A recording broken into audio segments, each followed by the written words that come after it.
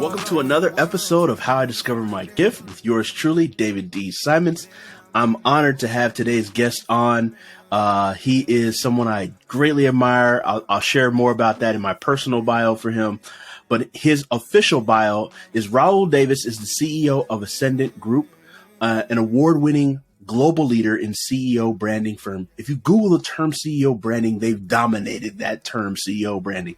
Ranked number 3 worldwide out of 11,400 branding agencies on Ad World Masters top agencies list, as well as the number 1 ranked minority-owned PR firm in the United States and one of PR News top 100 ranked elite agencies. If that's not enough for you, Ascendant offers one of the most integrated agency models in the world, including brand strategy, PR, literary representation, design, social media, video, photography, and strategic relationships. Clients include Fortune 500 executives, Inc. 5000 CEOs, venture capitalists, high-performing entrepreneur brands, and best-selling self-help authors looking to amplify their reach. In recent years, Ascendant has been active in the Web3 space, healthcare, and real estate industries.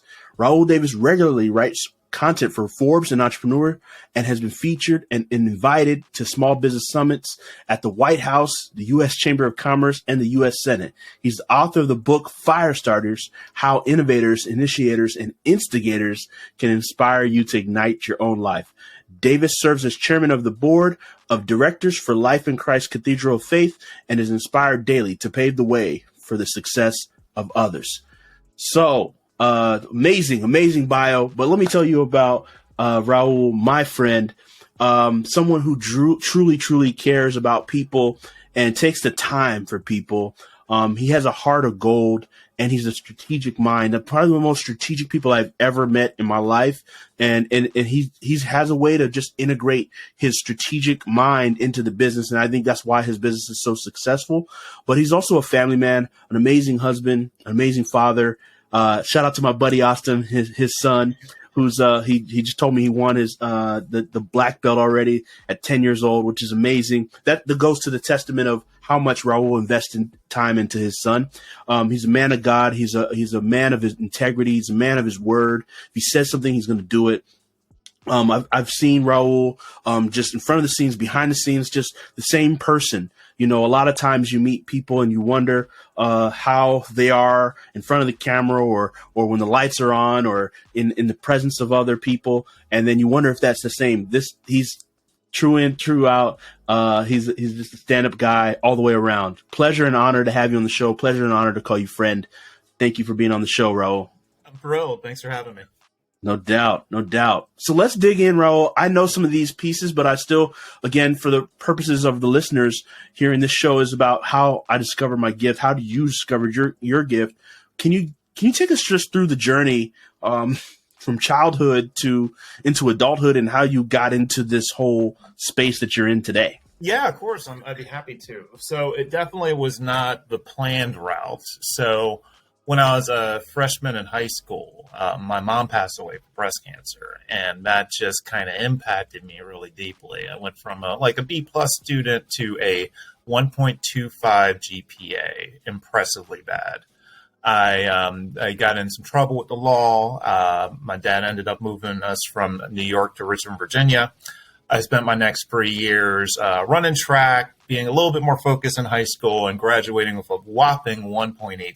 So as you can imagine, not too many schools are going to let you run track with those sort of grades. So I didn't have many choices for undergrad. One school was going to have me on academic probation at the gate, so I passed on that one, and I ended up going to Winston-Salem State University, historically black university down in North Carolina. So my freshman year, my dad laid down the gauntlet and said, if you don't have a 3.0 freshman year, I'm not going to pay for your sophomore year. So I magically got a 3.0. Wow. At the end of my freshman year, I had the opportunity to run for vice president campus activities board. And my motivation at the time was my friend said I'd be in charge of throwing all the parties on campus. So just to give you a sense of where my headspace was at the time. So I go, they nominate me for president instead. I win, then everyone in the group hates me because I'm president. I wasn't involved the year before. So I had to decide out of pure social necessity, I was going to develop some leadership skills. So I did that, did good my next year as campus activity board leader, and I got my first lesson in branding. I thought because I worked hard, that was going to be enough to get me to be Secretary of Judicial Affairs for Student Government that next year. Well, I ran against a member of Alpha Kappa Alpha sorority, and it did not go well for me. I lost very badly. So I ended up getting appointed to a position in student government as well. And then I got my second lesson in branding. We had a new chancellor. He came in after a guy who was accused of financial discrepancies, not talking to students, and all those sort of terrible things. So Dr. Martin basically came in and focused on two things, and it really kind of blew me away. One, he focused on the physical plant for the school. So basically how it looks, the grass being cut, the buildings looking nice. Number two, he walked around campus and talked to students and faculty and engaged with the community. And off the back of those two things, don't get me wrong, he has a PhD in engineering and all those sort of things, but most leaders are smart, right? But it was his ability to create relationships and connect with people drove that school from 2,800 students to 6,000 over the course of 5 years before he moved on. And during that time, I ended up as a VP in student government. After I learned to strategically partner with a member of the sorority I had lost to previously. She ended up being my running mate. So I ended up winning VP and beat a football player. So we had KRS One on campus for a speaking event, 1,100 students there. And I said to the bureau we worked with afterwards, I said, I love what you guys do. Do you have any internships? They said, no. I said, well, can you give me one anyway? So we started booking speakers at universities across the country. And I just knew that these other student governments had money like we did. And I was like, use me instead of some old guy you don't know to book your speakers. That was my big fancy sales pitch. I had no sales training, but it worked. So I would then fly to like Atlanta during the summer, visit every school there, drive all the way to New Orleans, no appointments. And this was in the day of Yahoo Maps. So if you got lost, you had to go to the gas station, right? Did really well at it. Getting ready to finish grad school now at University of Delaware. And two clients from this bureau I've been working with this whole time called me and said, we love working with you. Why don't you start your own company? We'll become your first two clients. And so that's how Ascendant was born. Wow. So I just noticed some other few pieces that you didn't talk about that I would love for you to hit on, right? So could you hit on some of the, this is happening while you're in school, but you booked some major acts, like KRS One is a big one, but can you talk about like some of the stuff you did? Like that was mind blowing to me to do that in college, right? Yeah, so worked on a Jay-Z concert as well. That was a whole fun story. Ended up being on MTV, the show that we had for him. And then when I got my start in my career launching Ascendant, we worked with Tavis. We've booked Tavis Smiley, Mike Huckabee, Cornell West, tons of people, Bazoma St. John. So we've had the good fortune of working with a lot of great talent, John Legend all the way down.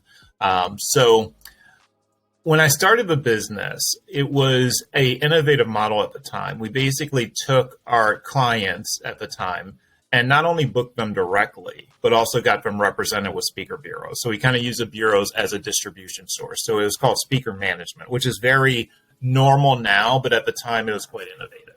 So after doing that for 2 years, we realized, what determines how much someone speaks? It's their popularity of their brand, right?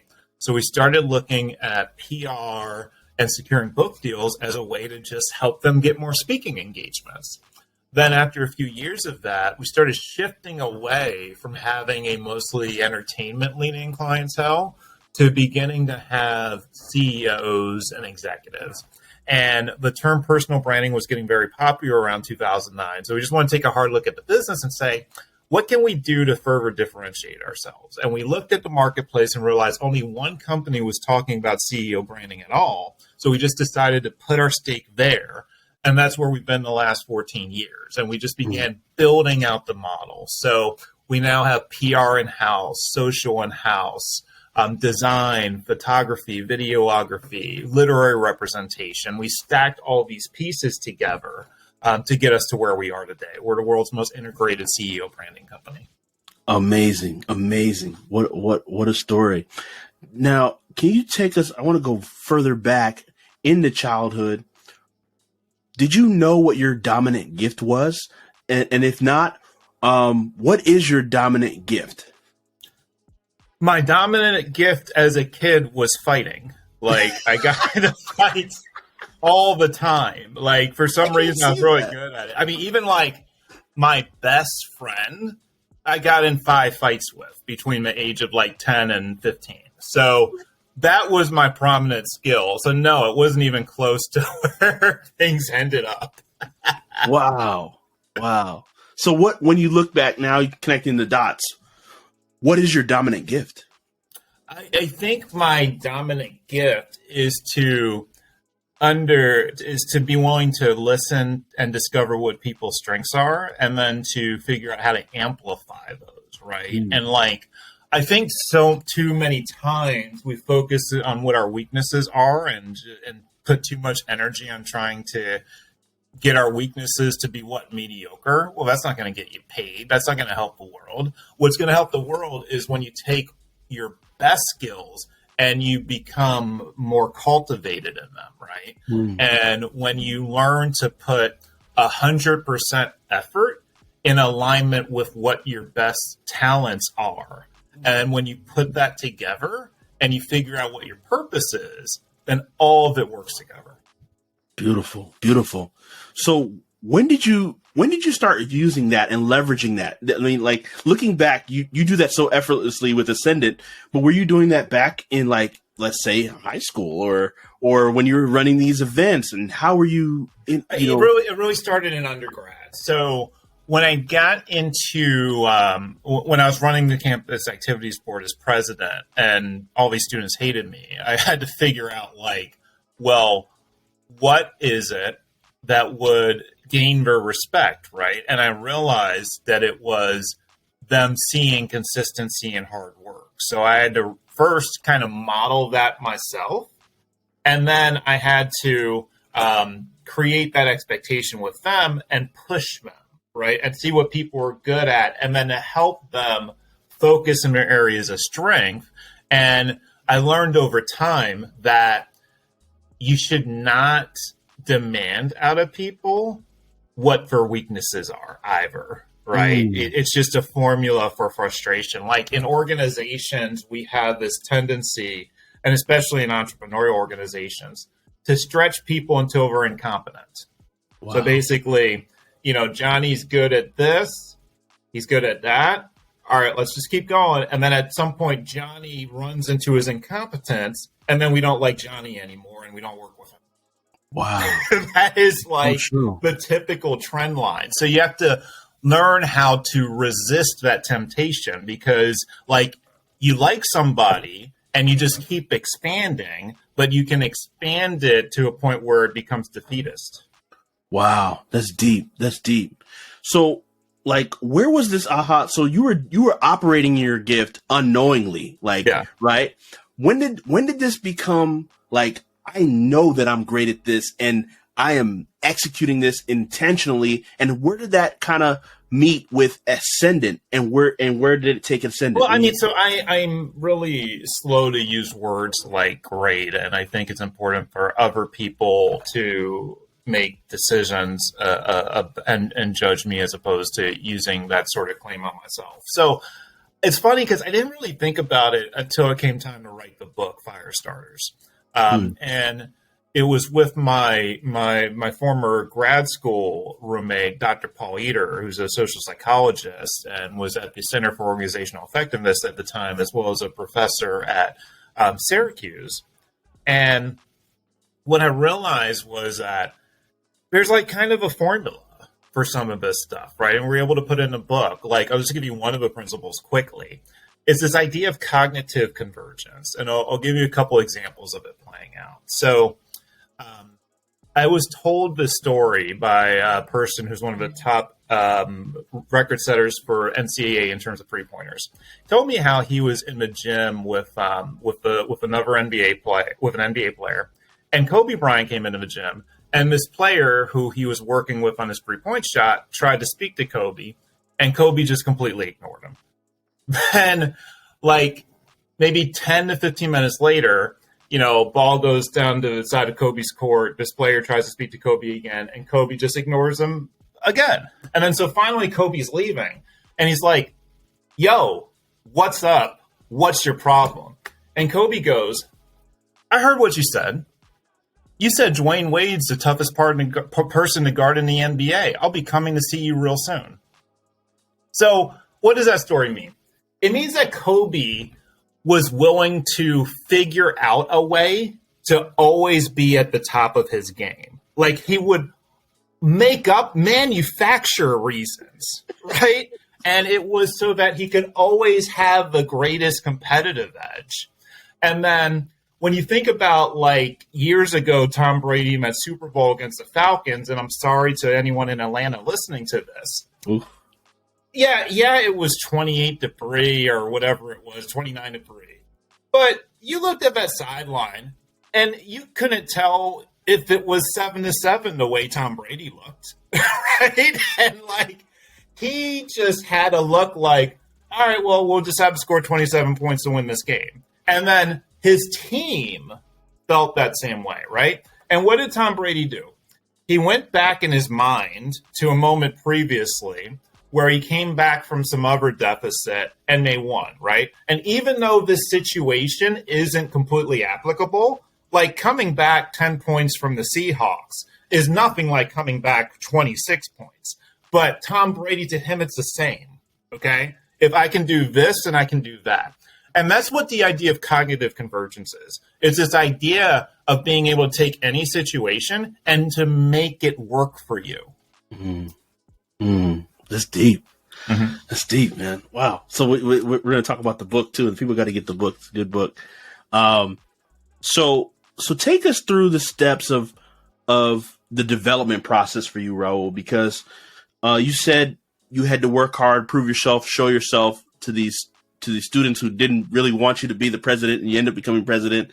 And the kind of work ethic it takes behind the scenes. I think a lot of times people estimate building a company is just, entrepreneurship is the sexiest thing to do in the world because it's been branded that way. But there's a lot of hard things to have to handle, decisions and things of that nature. Could you talk about your own personal development that you've put into yourself to develop yourself? Yeah, absolutely. So I had a pastor once say, you can't fire a cannon from a canoe. So basically, if your grounding is not stable enough, you're going to cave in on yourself. All right. Another example of that that's directly related to business is Ram Meyer, this MIT alumni who ran the Mid-Market Institute, used to say that most CEOs who become $30 million CEOs aren't able to take their business failure because they still have the mindset of $1 million CEO. So personal development has to come along with the growth of your business. Mm-hmm. If it doesn't come along fast enough, then it will just cave in on itself. And that's what I had to learn to focus on over time, is that there are 3 things that we can control all the time. We can always control our vision. You can always control your focus. You can always control your effort, right? And if you are consistent in those things, and I don't mean 100%, we can go with 85, right? Mm-hmm. If you're 85, you're probably 3 times better than the average person. If you're 75, you're doing a lot better than other people. So if you can just like constantly push in most areas, you'll win. It's inevitable. And even though there will be bumps and roadblocks and people will die in our lives and challenges will happen and financial disasters will occur, if you keep just kind of pushing forward, right? It sounds like a Rocky speech, but if you keep, pushing forward, then you'll win. Mm. Can you give us a story just if you don't mind sharing, just, where probably most people would give up in business or, and where you persevered? Yeah. So in 2009, the financial crisis had happened, right? And I was 29, 30 at the time. And my dad had just passed away. The business, which, I was in my 20s, so I just thought we were entitled to growth because like the first 4 years of the business, we had 1,600% growth over a couple years. And then all of a sudden this financial crisis hit and the speaking industry just shut down. And I won't ever forget, we were at the Pyramid Club in Philadelphia, and it was the 5 partners at Ascendant at the time. And, I won't say names, but one of these partners is a very popular personality right now, and another is a best-selling author. So you have 5 smart people in the room, and we were just looking at each other and had no idea what to do. And so we ended up essentially disbanding that version of Ascendant, and I started over by myself in 2010. And it took a couple years to get back to where we were. And it was a humbling journey because it was like, top of the game. Oh, and by the way, that person we both know went through his criminal incident, who was a top client of ours. So that took away our best case study, right? So, and it damaged a lot of relationships. So it took a lot of healing, a lot of time, a lot of consistency to get to the next point. Well, first to get back to where we were, right? And then a few years later, we started having this pattern of being what I would call impressively mediocre. We had 3 years of the exact same revenue. And so what I decided was that it was time to really think outside the box. So I went to a Navy SEAL entrepreneur training in San Diego, and I had never done so many push-ups and burpees. I mean, we're talking about hundreds of these, in the course of a couple hours, right? And I got my tail kicked in the morning. I absolutely did. But at lunchtime, there was this exercise to go into a helicopter, jump into the Pacific Ocean. It's 60 degrees this day. And at first I said I wasn't going to do it. And then I rallied myself and did it. And even though there's a life preserver, I don't know how to swim, right? So I'm a black man who doesn't know how to swim, jumping out of a helicopter into the Pacific Ocean at 60 degrees. So this doesn't sound like a good idea, does it? Oh. So I did it. And then I was just so exhilarated afterwards that that afternoon, I was crushing everybody. I was running the fastest. I was doing the most exercises. And then we grew 50% that year. And that was the turning point. Wow. So the business grew as you grew. Correct. Wow. So if you don't mind, if you could go into some people have regular regimented processes for their personal development and the development they do.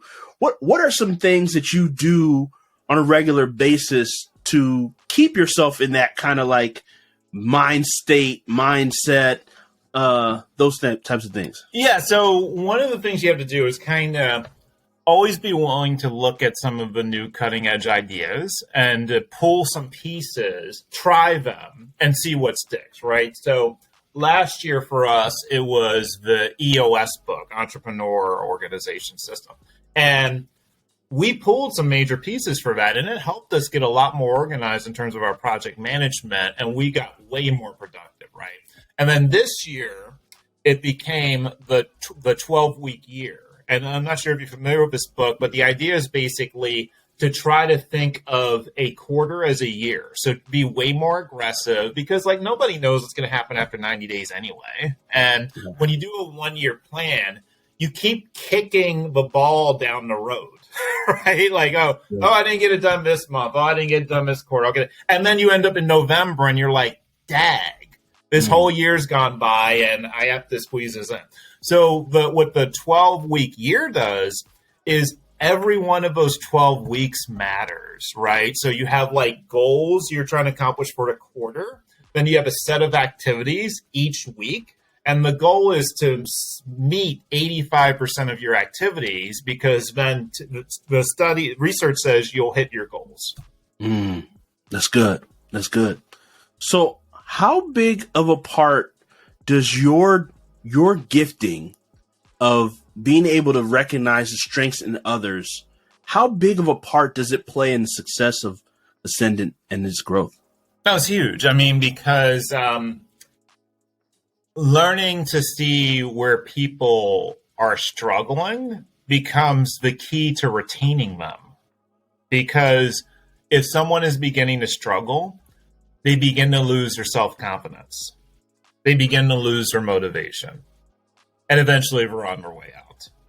So you've got to identify it early and then redirect them to operate within their strengths, and then to think about what aspects of their weaknesses do you need to maybe get massaged a bit so that it becomes passable, right? But you're never going to turn a weakness into a strength. It's just like not a practical reality. Like maybe it can happen over 5 years, but most people don't have time for an employee to give them that much room. Got you. So what would you say to the person, right? Say a young CEO is listening, a young aspiring PR firm owner, they're listening. They're like, okay, Raoul, I'm good at these things, but how do I make a company that's good at multiple things like you have, but I'm only good at this thing? And how can I make sure that my company is excellent in those things, even though I'm not excellent in those things? Yeah, I mean, so I'm going to give counterintuitive advice. So your company's not going to be great at the things you're not. It just isn't. So at least not early on. It's going to follow your strengths. So you need to be able to be best in class in the areas that you're strong. Try to eliminate as much of the other stuff as you can, and then become manageable in the areas that have to be had, right? I mean, so for instance, if your weakness is operations, your first goal is for your operations to be manageable, not great. It's not going to be great. It'll be manageable, okay? But if you have, I mean, look, think about it like this. For any company there is, if you are great at business development and client retention, like how much room does that give you to fail in every other area, right? A lot. Yeah. So you have to figure out like what is the priority that gives you the rope in the areas that you're developing in. Deep. So in thinking about all of this, right, you've obviously built up Ascendant to where it is today. If you could have done some things differently now, looking from the lens of where you are today, what would you have gone back to adjust, if anything? Yeah, I would have taken more time to improve my financial base, my financial understanding, right? Because one of the big turns for both me and the business was just kind of learning that you don't wait until like you have big piles of money to save.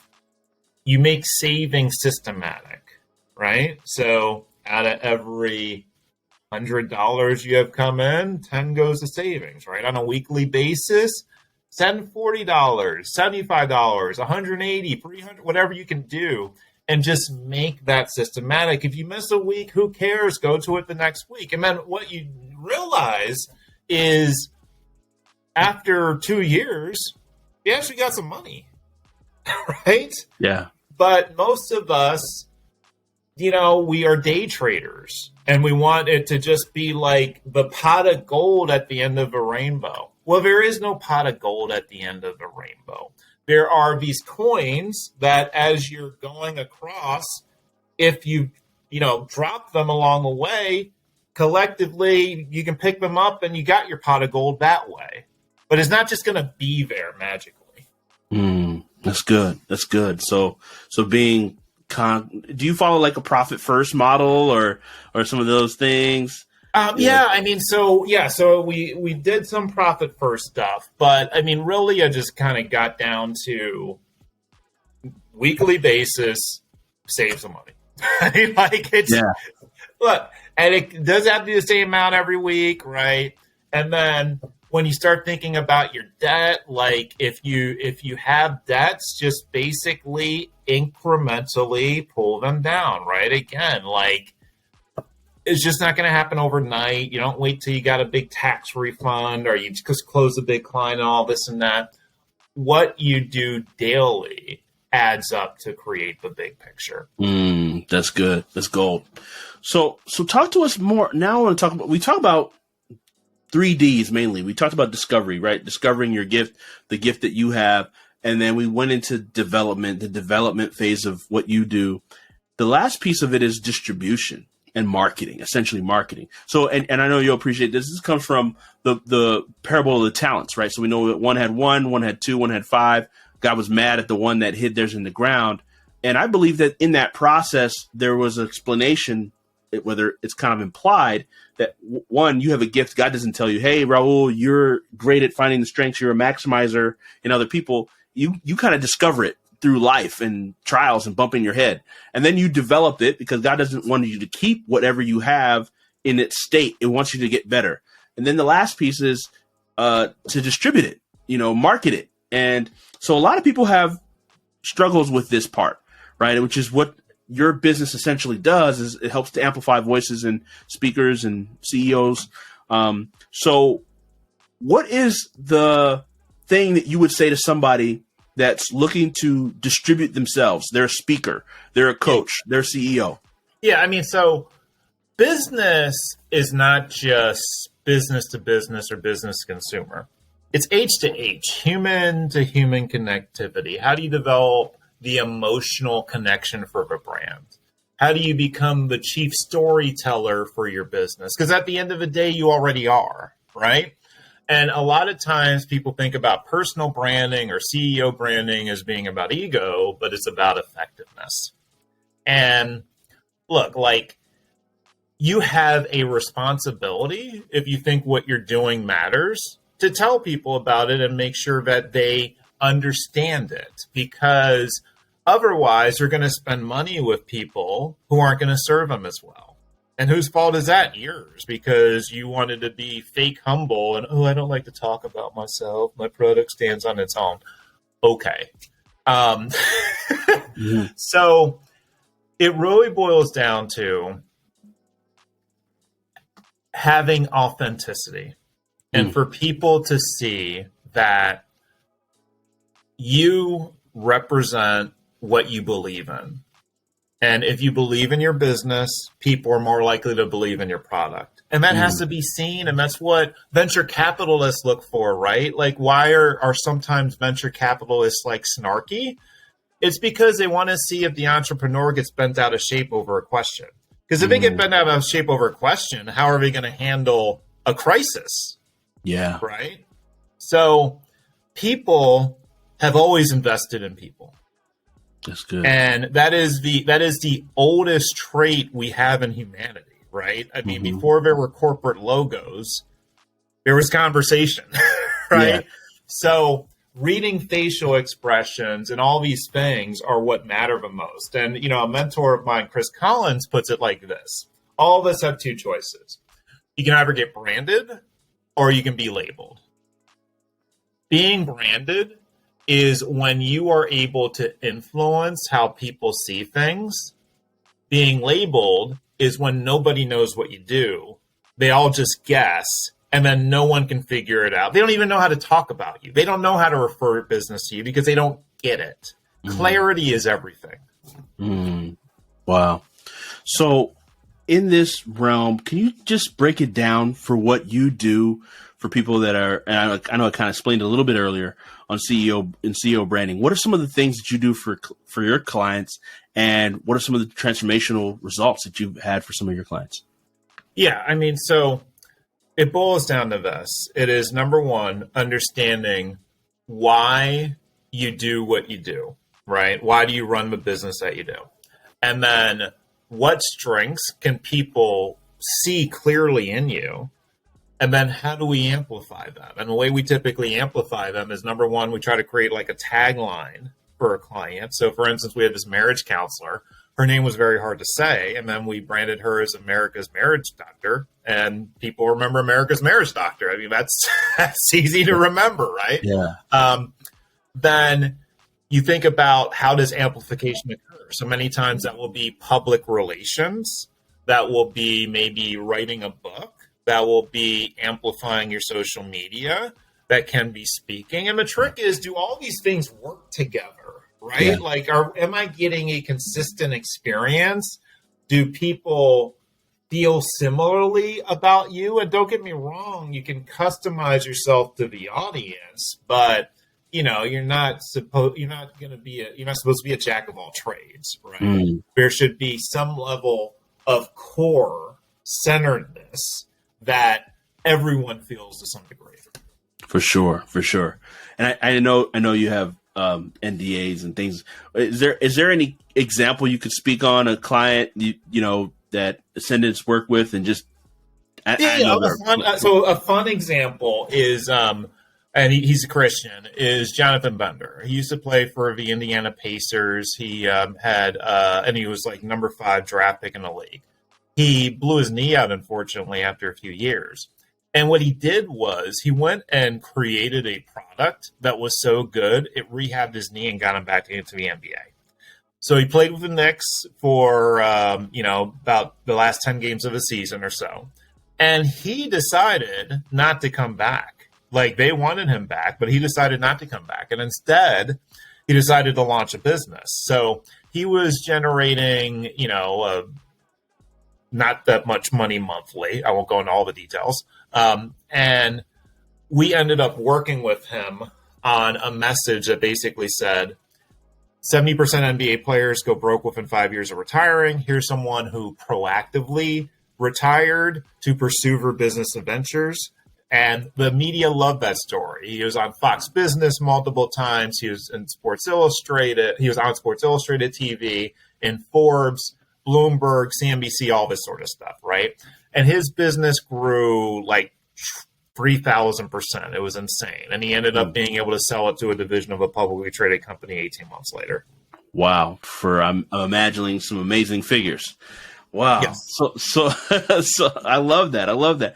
So Raoul, could you break down for people like, well, Raoul, my product is great. What I do is great. My skills and services are great. Why do I need to distribute myself or brand myself or market myself? Why do I need to do that? What's the importance? Because if it was that great, then you'd be a billionaire by now. If you're not a billionaire, then one of two things is happening. A, it's not that great, or B, you haven't told enough people about it. So if you really think it's that great, then how about you tell some more people about it, and we'll see. That's good. So what are some of the things that you are working on, that you can speak on, regarding branding, marketing, in this new world that we live in, this AI powered world, and all this stuff going on, or has your philosophy shifted or changed, or it remains the same? Hey, we're good at what we do. Yeah, I mean, so a couple of things we're looking at now is we're in the process of opening an office in a prominent Middle East location. Most people could probably guess what that is, but so we're doing that. That's going to be exciting in the next few months, middle of 2023. We're looking at the influence of ChatGPT, right? Because there is some opportunities when you start thinking about creating blog content and that sort of stuff, where, look, like, honestly, I hated slaving 45 to 60 minutes dealing with a blog. If I basically can put in some inputs and you can create a decent draft for me and I spend 5 to 7 minutes editing it, that is a time multiplier over the course of a year, right? So we're definitely looking at that as well. And then lastly, social has shifted quite a bit, right? I mean, so Facebook, it's flamed to some degree, right? Like, people do not like it as much as they used to. But all of a sudden, Gary Vee was on earlier this week. We were talking in March 2023. And he talked about Facebook Reels, being a thing, right? Yeah. And then Instagram's organic engagement has gone down recently, right? And now LinkedIn wants you to do video Reels, and TikTok is. So there's all these moving pieces, and you have to constantly think about how to get juice out of them, right? And this time last year, I would have told you Twitter was dead, but Twitter has come roaring back. So it is quite a dynamic that you have to stay on top of. And then you also have to honestly have younger talent. I mean, one of the biggest things I came into recent revelation on the last 2 years is I was 25 when I started this company. And I remember in the early days, we said we never hire anyone over 30. And, I'm 44 now, right? And we basically were aging as a team, and we've infused ourselves with Gen Z talent the last 2 years, and it's made a huge difference. That's awesome. That's awesome. So what would you say to those looking to, like yourself, when you were 25, start a PR firm or a branding firm? What would you say to them to build the building blocks to do this correctly and build this out in the right format? Yeah. So I think early on, you got to figure out which aspect of the business you are going to be great at and which kind of clients you want to focus on, and try to be really sharp at that, because then you'll get referrals, right? So like if you spread your business out too far right away, the issue becomes it's hard for your business to have synergy, right? And, if you don't have venture capital at the beginning of your business, every dollar matters. So you want to be smart about how you spend your energy, because then you'll get a better return on it. I love it, Raoul. So anything talking about Firestarters and your book and some of the work that you do, what's somebody going to gain? I already know, but what's somebody going to gain as they read that book and get insights into that book? I mean, so it's about the innovators, initiators, and instigators that shape our world, right? So for instance, obviously in Elon Musk, who we talked about early on in the book, is an innovator, right? An instigator would have been someone like Tupac or Dr. King, right? And then an initiator is someone like John Adams, who sat on more congressional committees than like pretty much anyone in history. It's someone who focuses on getting things done. So there's tests in there to help you kind of understand which one are you, what's your greatest area of strength, right? And then when you start thinking about assembling your team and the people around you, it can be useful to make sure you have the right mix, right? Because if you got a bunch of innovators, you ain't going to get nothing done, right? You're all just going to be sitting around the desk innovating.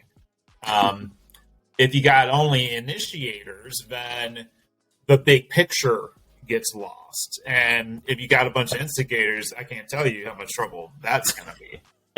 Y'all going to be arguing all day. So having that mix matters. So I think that's one value out of a book.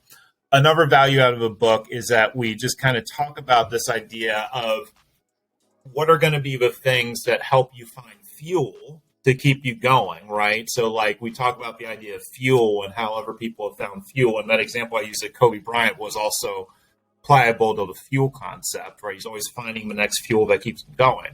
And then how do you avoid extinguishers, right? So the things that basically can just uproot you. So for instance, Kathy Griffin, when she decided to do that image of, who, former president, destroyed her social media career overnight, damaged her career. She's just now coming back from it, right? So that was stupid. Like, why do you need to do that, right? Antonio Brown, one of the greatest wide receivers of all time. You're playing with Tom Brady. You're living in his house. Like, how about you don't take off your uniform and throw a temper tantrum? Right. So that's why it matters, because and we're believers here, like, to me, free will is not used as often as it should be. I think most people are drones, right? Like they are slaves to their robotic behavior. The highest form of free will is when you have mindfulness. And that mindfulness comes into play. Like, for instance, a Navy SEAL has the flexibility of, you know, they could be single, they could be at the bar, they could meet an attractive woman, and they could decide not to focus on that because they're on mission, right? Most guys, you know, just go here with fun. That's because, and it's not that Navy SEAL even really making that decision in a moment. It's about the decision he made previously to become a Navy SEAL, right? Because then the training he got shapes his behavior in a moment. So the biggest point of freedom we have is to decide how we get trained, what we will do to make ourselves better, right? And so, for instance, if you read the book of Proverbs 30 days in a row, you'll make wiser decisions, right, in the moment. And you'll make them because you essentially have been trained to make them. That's good. That's good, man. Dropping gems. So, Ro, the question we always ask everyone on the show, you weren't prepped for this question, but I'm sure you'll answer it very awesomely. What's the difference between one's gift and one's purpose? One's gift? Yeah. So the gift is like the thing that you are naturally more talented at a lot of times, right? And your purpose is the thing that you are I would just say the thing that you are accountable for helping others to be, right? So like, you had a client who once said, acting is his gift, changing lives is his purpose, right? So that gift can help you with your purpose, but you can't get so focused and so tied up in the gift that you don't get to your purpose. That's gold, man. That's gold. Is there anything I didn't ask you that, you know, you would tell somebody listening that I just didn't ask? I would just say, work with David Simmons. He's going to help you in terms of your social media and your personal branding and doing a lot of things to help you grow your business.